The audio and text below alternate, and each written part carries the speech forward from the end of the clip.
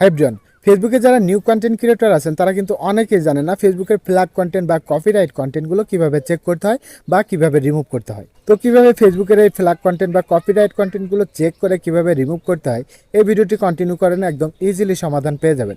তার আগে আমার এই আইডিটাকে ফলো দিয়ে রাখতে পারেন। এমন সব ইম্পর্টেন্ট টিপস অ্যান্ড ট্রিক্সের ভিডিও কিন্তু আমি প্রতিনিয়ত দিয়ে থাকি, যা আপনাকে পরবর্তীতে অনেক কাজে আসতে পারে। সিম্পলি আপনাদের পেজ বা প্রোফাইলে চলে আসবেন, তারপরে এখান থেকে ডান সাইডের কোনায় দেখতে পারবেন 3 ডট লাইন একটা অপশন রয়েছে, এখানে ট্যাপ করে দেবেন।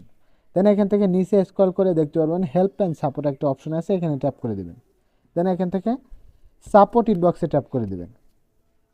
দেন এখানে দেখেন রিপোর্ট অ্যাবাউট আদার্স, এই অপশনটার উপরে ট্যাপ করে দিলে দেখতে পারবেন আপনার পেজে কেউ রিপোর্ট করছে কিনা সেটা কিন্তু এখানে শো করবে। দেন এখান থেকে একবার ব্যাক করে চলে এসে এখানে দেখেন ইওর অ্যালার্টস একটা অপশন রয়েছে, এখানে ট্যাপ করে দিলেই দেখতে পারবেন আপনার ভিডিওতে কোনো ধরনের ফ্ল্যাগ কন্টেন্ট রয়েছে কিনা বা কপিরাইট রয়েছে কিনা সেটা কিন্তু আপনি এখান থেকে একদম